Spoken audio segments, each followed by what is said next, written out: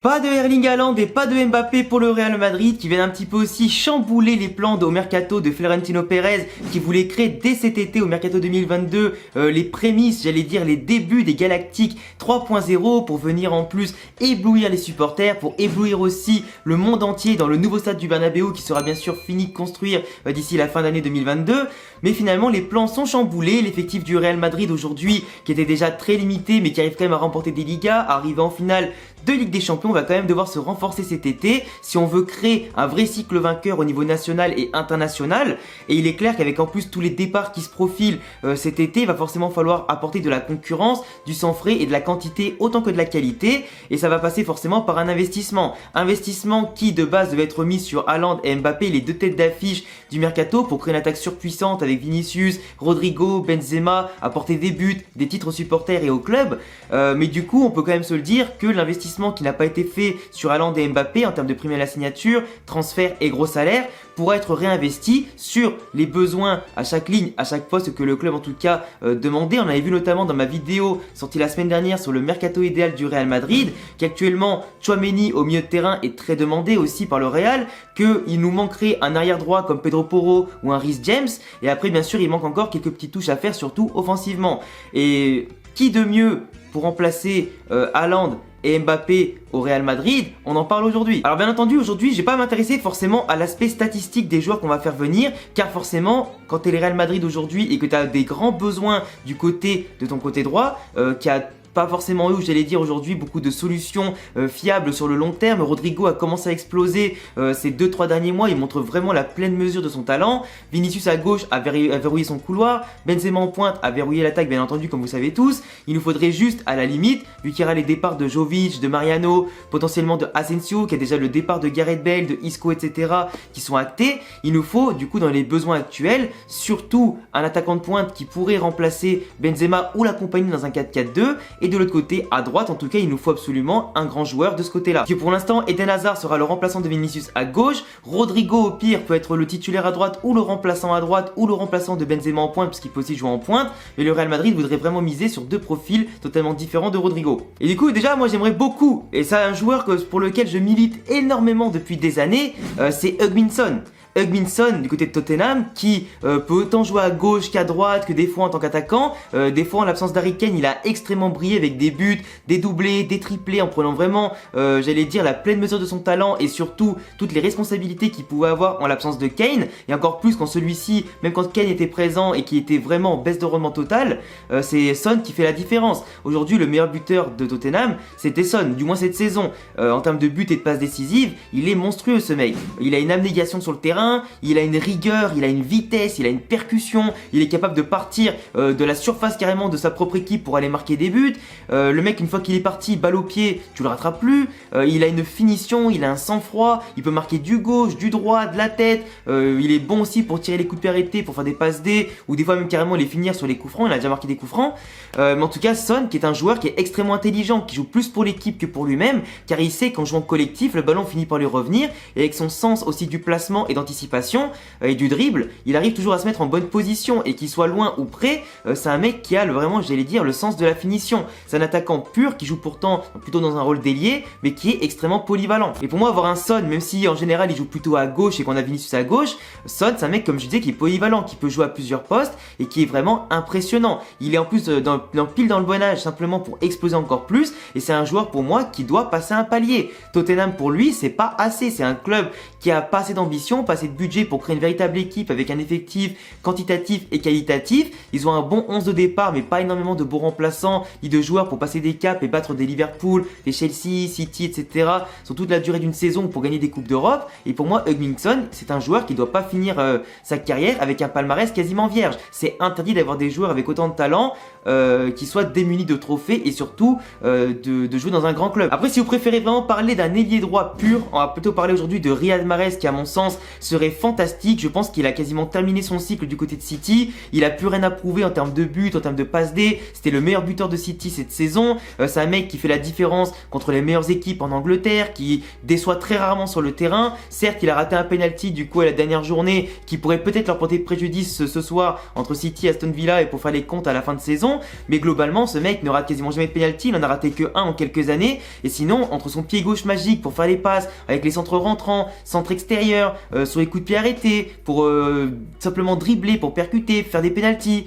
Ce mec-là, pour moi, est absolument hors norme. C'est, je pense, un de mes joueurs africains préférés avec Mohamed Salah. Et vraiment, ce mec-là, je le trouve exceptionnel. Et par rapport à tout ce qu'il a fait avec l'Algérie, avec Leicester et avec City, je trouve qu'il serait totalement légitime en tant qu'ailier droit au Real Madrid. Et Riyad Mahrez, je te le dis, dans le top des ailiers au monde, il est pas dernier. Donc déjà que ce soit Son qui est un peu plus polyvalent ou simplement Riyad Mahrez pour sa patte gauche magique au niveau des passes, de son abnégation aussi dans l'équipe, son activité sur le terrain, etc., son intelligence de jeu, pour moi, Riyad Mahrez ou Son sont vraiment exceptionnel et mérite pourquoi pas de venir au Real. Après Son, le problème c'est que lui il coûterait environ 80 ou 90 millions d'euros si ce n'est plus, à cause bien sûr de Levy, le propriétaire de Tottenham, qui est vraiment extrêmement dur en affaires et qui lâche rien, qui nous a déjà beaucoup emmerdé par le passé avec notamment Luka Modric qui était venu quasiment dans les derniers instants du mercato, Gareth Bale aussi on s'en rappelle, et qui a quand même refusé 200 millions d'euros de City pour Harry Kane.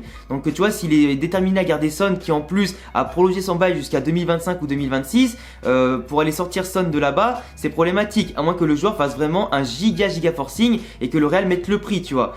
Pour Mahrez, on sait que si il part de City, Guardiola a déjà les armes et le potentiel aussi de l'argent pour le remplacer avec d'autres joueurs qui peuvent potentiellement plus lui plaire. Même s'il sait que Mahrez est indispensable dans les grands matchs actuellement, vu la thune de City et les plans de jeu de Guardiola, etc., et les joueurs qu'il a déjà et qu'il peut potentiellement viser, il peut le remplacer aisément. Et Mahrez a déjà fait quasiment tout ce qu'il fallait faire en Première Ligue, donc pour lui, chercher un nouveau challenge en Espagne, ça peut être intéressant. Après en Première Ligue, il y a aussi Salah et Mané. Alors Mané joue plutôt à gauche ou en pointe, là où c'est bouché du coup chez nous avec Vinicius et Benzema, mais avoir Mané ça pourrait toujours un plus parce que ce mec là est absolument hors norme, un des meilleurs joueurs du monde actuellement, il n'y a pas photo, et il ferait vraiment beaucoup de différence au Real Madrid. En plus Salah et Mané sont tous les deux en fin de contrat en 2023, donc seulement un an de contrat chacun du côté de Liverpool qui doit les prolonger, sinon ils les perdront gratuitement en même temps, ou peut-être que l'un des deux seulement, mais en tout cas c'est clair que autant Salah qui joue plutôt à droite serait un atout de ouf, parce qu'en plus il a dit l'autre jour qu'il déteste pas le Real Madrid, il a simplement envie de les jouer en finale pour se venger de la défaite en 2018. Mais Salah a toujours eu beaucoup de respect envers le Real,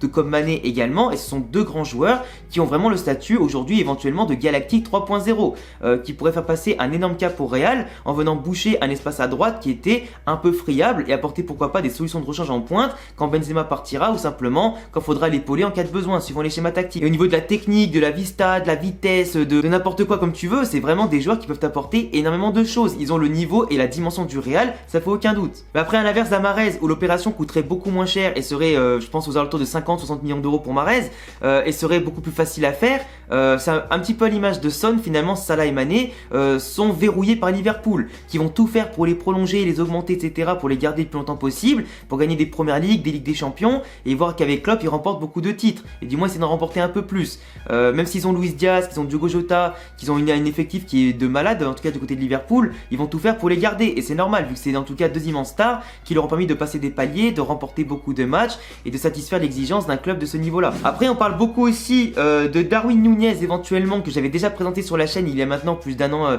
avant qu'il soit annoncé vraiment du côté du Barça, de Manchester, du Real, de la Juve, etc.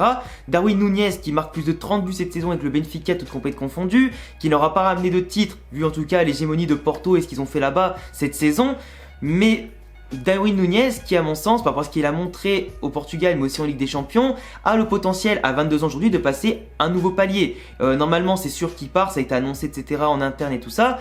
Son prix de transfert est entre 50 et 100 millions d'euros, ça dépendra bien sûr comment Benfica sera gourmand suivant les offres, etc., parce qu'en plus le joueur a refusé pas mal d'équipes en Première Ligue pour X raisons. Il sera apparemment très intéressé pour venir jouer en Liga, surtout pour après éventuellement plus tard dans sa carrière aller en Première Ligue, mais d'abord ce qui l'intéresserait le plus c'est la Liga et pas la Première Première Ligue. Du coup, ça mettrait le Real Madrid en premier concurrent parce que le Barça n'a pas forcément l'argent de faire toutes les opérations qu'ils veulent et du coup, le Real deviendrait l'option clé, sachant qu'en plus, on a des besoins en attaque, en neuf ou sur les côtés. Darwin Núñez, c'est un joueur qui joue sur toute la largeur du terrain. Quand tu vois un petit peu sa map de chaleur sur tout le terrain et de ses positionnements, il peut jouer un coup à gauche, un coup à droite, un coup en pointe. C'est pas un mec qui peut rester fixé à un seul poste, il a une diversité tactique intéressante. En plus d'être un Uruguayen qui a une grinta, qui multiplie les efforts un peu à la Cavani, c'est un joueur qui a beaucoup de vitesse, qui percute et qui marque énormément dans n'importe quelle position. Et un mec qui a du sang-froid, qui peut percuter et apporter beaucoup au Real, on en a besoin. Tout comme les Salah, les Mahrez, etc. qui peuvent être des tueurs devant la cage quand ils sont vraiment concentrés à fond et que vraiment leur talent s'exprime à fond dans un collectif qui soit huilé et intéressant. Núñez, après, il est encore jeune, il a 22 ans, ça viendrait dans la lignée des Vinicius, dans la lignée des Rodrigo qui sont actuellement en train d'exploser, qui apporterait une solution à court, moyen, long terme pour le Real Madrid, mais pour l'instant, à mon sens, Darwin Núñez manque un petit peu de technique. Il manque un petit peu de technique et de justesse à des moments qu'il pourra acquérir bien sûr en jouant avec des joueurs comme Modric, comme Benzema, qui pourra leur donner des conseils, qui pourront l'aider à progresser, mais en tout cas, pour moi, il est exceptionnel ce joueur-là, il est en tout cas très polyvalent et ça peut être une belle solution en vue de remplacer Mbappé ou d'apporter peut-être un Benzema en pointe. Il y a aussi un joueur qui m'intéresse énormément éventuellement, c'est Rafael Leao. Rafael Leao qui est pour moi une petite pépite que je suis déjà depuis pas mal de temps à l'époque où il était à Lille et tout ça, mais en tout cas du côté du Milan AC avec qui normalement il devrait être champion ce soir, on verra bien après cette vidéo, il a une capacité de percussion, de vitesse et de prise de décision qui est impressionnante. Le mec joue plutôt à gauche ou en pointe, ça dépend un petit peu les absences et les schémas tactiques de Milan, comme ils veulent jouer à deux ou un attaquant de pointe. Mais Rafael Leao, il a une capacité à se projeter, à être bon que ce soit en contre dans les jeux de possession, à faire le geste sûr, à faire le mouvement sûr et à déclencher les occasions. C'est un mec contre les équipes resserrées, etc. ou les équipes un peu rugueuses, qui va avec un petit appui ou simplement un petit geste, créer une brèche dans la défense adverse qui peut être très très intéressant comme profil quand tu vas jouer contre des équipes regroupées qui vont fermer le jeu et pas en tout cas se projeter. Et en tout cas, c'est un joueur qui peut aider justement l'équipe à marquer des buts quand il le faut, à faire le petit décalage, le petit centre, créer des transitions intéressantes avec des percées entre les lignes ballon-pied et par des appels incessants. Et c'est un mec qui a une activité qui ne s'arrête pas de la première à la dernière minute. Et en plus de ça, bon, même si actuellement il a pas passé les 20 buts sur cette saison-là, il fait quand même beaucoup de passes D, il provoque beaucoup de pénaltys et surtout il amène les occasions qui amènent les buts. Veut dire son activité ne se résume pas qu'aux statistiques. Lui, c'est un mec qui va créer les brèches, que je le disais, les décalages qui vont après à la suite de ça entraîner l'action du but. Et justement, c'est un joueur qu'il nous faut, un mec capable de créer la différence quand ton équipe a le ballon, quand ton équipe parfois peut souffrir et qui peut te sortir de son chapeau une belle action avec un dribble, 2 ou 3 et après t'amener un but. Comme dit Ronaldinho en conférence de presse, une fois dans une interview, il a dit que Rafael Leao est un véritable crack et en général quand tu commences à être encensé par des mecs comme ça, qui en général prennent pas trop souvent la parole sur certains joueurs, c'est qu'il y a une petite raison. Et si le mec est dans tous les petits papiers depuis longtemps de tout le monde, c'est pas une mauvaise raison. Surtout qu'après bon, son prix il coûterait entre 80 et 100 millions d'euros apparemment par rapport à son potentiel, le long contrat qu'il a avec le Milan et la projection qu'il a. Donc bon, faut voir aussi les possibilités du Real Madrid qui a quand même de l'argent, bien sûr, de côté pour investir après l'échec Mbappé et Haaland. Mais dans tous les cas, par rapport à tout ce que je dis dans la vidéo, que ce soit Son, Salah, Mahrez, Mané, que ce soit Darwin Núñez ou encore Rafael Leao, dans tous les cas, il faudra mettre la main au chéquier. Il va falloir en tout cas aligner les zéros. Parce que même parce qu'aujourd'hui le marché est devenu fou, le marché devient totalement instable, les joueurs et les équipes réclament tant de salaires, tant de primes et tant en tout cas d'indemnités, et tant d'indemnités de transfert pas forcément justifiées pour certains. Mais dans tous les cas, il va falloir aligner la monnaie. Parce qu'on est le Real, parce qu'il faut se reconstruire, parce qu'on n'aura pas le choix et qu'on ne pourra pas repartir avec le même effectif l'année prochaine. Car l'abnégation qu'on a eue cette année, dans le même temps, tu auras le Barça, l'Atlético qui vont se renforcer au niveau national. En Ligue des Champions, tu auras d'autres équipes qui vont se renforcer. On ne pourra pas se permettre de ne pas nous aussi se renforcer et combler les départs et surtout ne pas apporter plus de qualité. On ne pourra pas compter éternellement sur les remontadas, sur notre savoir-faire, etc. pour faire l'impossible. Au bout d'un moment, il se peut que ça ne marche plus comme ça arrivait à certaines saisons. Donc il vaut mieux anticiper, créer un effectif qui à court, moyen, long terme va se renforcer avec des joueurs jeunes de grand talent ou des joueurs expérimentés qui sont plutôt sur la fin de carrière mais qui peuvent encore t'apporter sur 2-3 saisons maximum. Ça peut être intéressant. J'ai pas parlé de Lewandowski dans cette vidéo parce qu'à mon sens, ce serait pas une bonne affaire. Dans le sens que certes c'est Lewandowski, certes c'est un des meilleurs joueurs du monde, mais aujourd'hui dans le Real qui joue en 4-3-3, comment tu mets Lewandowski avec Benzema? Est-ce qu'ils vont être compatibles? Est-ce qu'ils vont pas se marcher dessus? Est-ce que ça va pas brider Benzema d'apporter Lewandowski? Est-ce que ça va pas brider Lewandowski d'avoir Benzema suivant la tactique, suivant comment ils peuvent se déplacer sur le terrain?